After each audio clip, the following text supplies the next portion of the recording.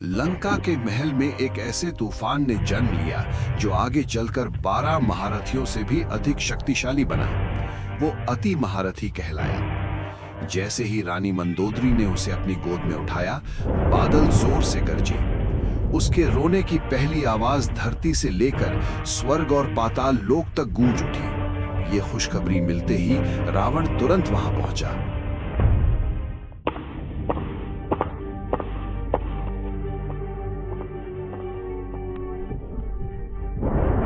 बच्चे की आवाज बादलों की गरज जैसी थी, इसीलिए रावण ने उसका नाम रखा मेघनाद। रावण अपने बेटे को अमर बनाना चाहता था। उसने सभी 9 ग्रहों को आदेश दिया कि वे मेघनाद के जन्म के समय शुभ स्थिति में रहें। सभी ग्रह तुरंत एक पंक्ति बनाओ, मेरे पुत्र को आशीर्वाद दो और उसे अमृतत्व प्रदान करो। सभी ग्रह डर के मारे मान गए, लेकिन शनि देव नहीं माने। शनि, मेरे पुत्र की जन्म कुंडली में अशुभ की छाया नहीं होनी चाहिए, अपना स्थान बदलो। रावण, तुम काल को चुनौती नहीं दे सकते। कोई भी प्राणी भाग्य की लय को चुनौती नहीं दे सकता है। वो अपनी जगह से नहीं हिले और बच्चे की कुंडली के 12वें घर पर अपनी छाया डाल दी। शनि। और फिर रावण और शनि के बीच लड़ाई शुरू हो गई।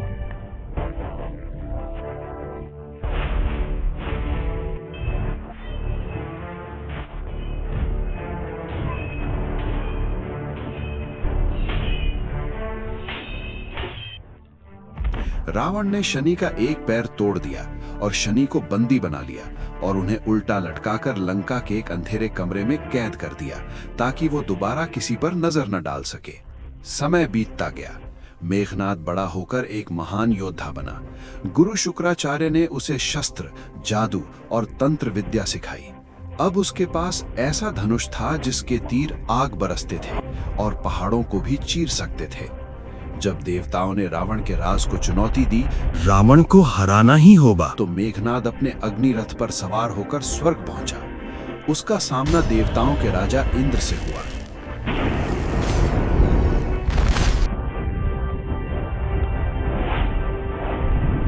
एक भयंकर युद्ध के बाद मेघनाद ने इंद्र को हरा दिया, उन्हें जंजीरों में जकड़ लिया और बंदी बनाकर लंका ले आया।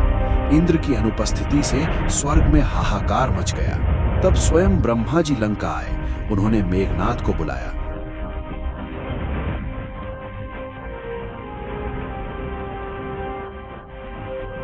पुत्र मेघनाद, मैं तुम्हारी वीरता और शक्ति देखकर अत्यंत प्रसन्न हूँ। तुमने देवराज इंद्र को हराकर यह साबित कर दिया है कि तुम गुरु शुक्राचार्य की शिक्षा से कितने महान योद्धा बन गए हो। अगर आप मेरी शक्ति से प्रसन्न हैं तो मुझे आशीर्वाद दीजिए। मेरा आशीर्वाद तुम्हारे साथ है, लेकिन अब इस युद्ध को विराम दो और इंद्र को मुक्त कर दो। उसे कैद में रखना उचित नहीं है। मैं आपकी आज्ञा का पालन करूंगा, लेकिन खाली हाथ नहीं।